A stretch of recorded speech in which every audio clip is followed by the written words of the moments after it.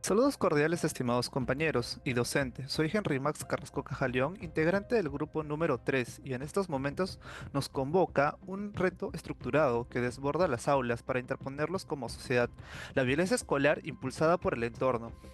Bueno, empezamos con esta frase. Bullying is a silent killer. It ruins childhood, destroys self-esteem, and sometimes takes their lives. O en español, el acoso escolar es un asesino silencioso, arruina infancias, destroza la autoestima y a veces se lleva las vidas enteras. De Nick Vujicic. Pero ¿qué ocurre cuando el aula se convierte en un entorno de temor? Hoy analizaremos el cuento El Vencedor, de nuestro gran escritor César Vallejo. A través de esta obra abordaremos una problemática cruda y dolorosamente vigente en esta actualidad: la violencia escolar y la feroz presión social que obliga a los jóvenes a agredirse ante un entorno que calla por indiferencia o miedo, fracturando por completo su bienestar emocional. Acompáñanos a analizarlo. Para comprender la asombrosa agudeza que Vallejo retrató en las tensiones y el sadismo de la masa estudiantil en El Vencedor, es indispensable desenterrar al hombre detrás del mito. Olvidemos las biografías escolares comunes, analicemos estos 5 datos profundamente minuciosos, poco conocidos de su trayectoria. Número 1. Profesor de Ciro Alegría. En 1913 trabajó como profesor de primer grado en el Centro Escolar de Varones número 241 en Trujillo. Uno de sus alumnos asignados fue el célebre novelista peruano Ciro Alegría, quien inmortalizó esta vivencia real en su crónica Testimonio, titulada El César Vallejo que yo conocí. Número 2.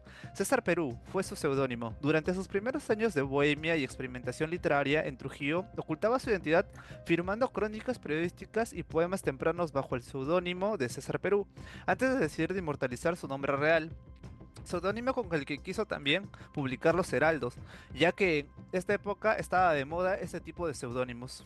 Número 3. La trauma de la Hacienda Roma. Este mismo año elaboró como cajero en la Hacienda Azucarera Roma, en el Valle de Chicama, su biografía directa de Juan Espejo Astuguirra, documento que Vallejo presenció las brutales condiciones de explotación laboral indígena, experiencia que sembró su obsesión por denunciar el abuso del fuerte sobre el desprotegido. Número 4. La causa real de su muerte. Contrario al mito popular de que murió de tuberculosis o de hambre, informes clínicos de la Clínica Aroga en París y estudios médicos posteriores modernos confirman que falleció en una reactivación de malaria, paludismo, que contrajo en su infancia en Santiago de Chuco, la cual colapsó su organismo en 15 de abril de 1938.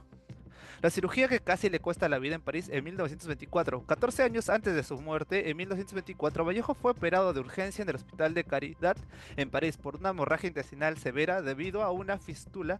Estuvo al borde de la muerte. Esa experiencia clínica inspiró sus poemas más desgarradores sobre el dolor físico y los hospitales.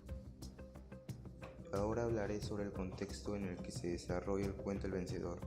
Conocer el contexto social, político, cultural y económico de esa época nos ayuda a entender mejor los hechos que presenta César Vallejo.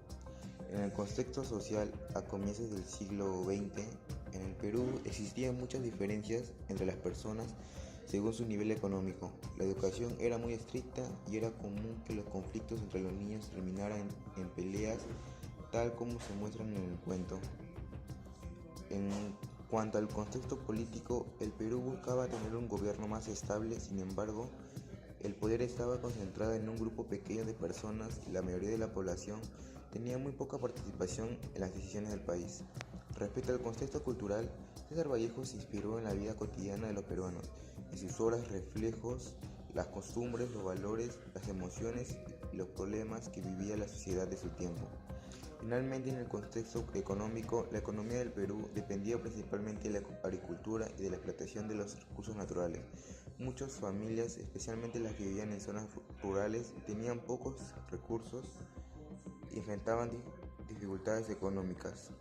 A continuación, ahora voy a describir tres breves situaciones relacionadas con la problemática del cuento. Primera situación. En la primera situación encontramos que Juncos y Cancio se enfrentan en una pelea porque ambos quieren demostrar quién es el más fuerte frente a sus compañeros. Ninguno quiere dar señales de debilidad, ya que ambos buscan ganar el respeto del grupo, la cual esta situación refleja cómo la presión social puede llevar a los jóvenes a resolver sus diferencias mediante la violencia en lugar de conversar y buscar una solución pacífica. En la segunda situación tenemos que, durante el enfrentamiento, los compañeros observan la pelea con expectativa y nadie interviene para detenerla, la cual la presencia del grupo aumenta la tensión y hace que los protagonistas continúen peleando para evitar ser considerados cobardes. Esto demuestra cómo la influencia de los demás puede reforzar conductas violentas y hacer que las personas actúen por miedo al que dirán. En la última situación tenemos que al finalizar la pelea queda claro que la violencia no trae beneficios, sino consecuencias físicas y emocionales para los involucrados. El cuento nos invita a reflexionar sobre la importancia del respeto, el diálogo y la empatía como formas de resolver los conflictos y mantener una buena convivencia. Ahora explicaré cómo la relación de estas situaciones se vincula con el ODS 16, la cual estas situaciones muestran cómo la violencia y la presión social afectan la convivencia entre las personas. Eso se relaciona con el ODS 16 porque este objetivo busca promover la paz, el respeto, la justicia y la resolución pacífica de los conflictos. El cuento nos deja como enseñanza que siempre es mejor dialogar y actuar con respeto antes que recurrir a la violencia. Rol de estudiante universitario en el logro de la ODS 10-16. ODS 10. Promover la igualdad entre las personas. Evitar actitudes de superioridad o discriminación. Respetar las diferencias y valores a los demás. ODS 16. Rechazar los abusos de poder y la injusticia. Practicar valores como respeto, empatía y honestidad. Promover una convivencia basada en paz y justicia. Propuestas de acciones de solución en la construcción de sociedades más justas y pacíficas relacionadas con el cuento y la ODS 10-16. ODS 10. Programas de educación cívica para el correcto desarrollo de la convivencia. Cursos de talleres prácticos para mejorar la unión entre estudiantes. Desarrollar proyectos solidarios para apoyar a quienes más lo necesitan. ODS 16. Organizar talleres de resolución pacífica de conflictos mediante el diálogo. Fortalecer la mediación escolar para prevenir la violencia, desarrollar actividades que fomenten la tolerancia y el trabajo en equipo.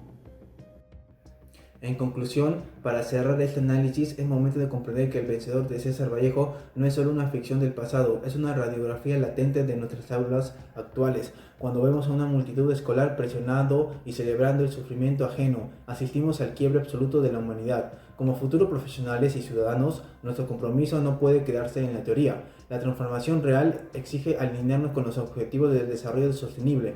Romper las cadenas del acoso significa abrazar el ODS 10, destruyendo activamente las brechas de desigualdad, eliminando complejos de superioridad y construyendo espacios formativos que integran a todos por igual. Asimismo, al alcanzar el ODS 16 nos obliga a erradicar los abusos de poder y sustituir el silencio cobarde de la masa por una empatía valiente y protectora. La verdadera victoria es la sociedad civilizada, no consiste en someter al prójimo bajo la ley del más fuerte, consiste en vencer de una vez por todas la indiferencia colectiva. Muchas gracias por su atención.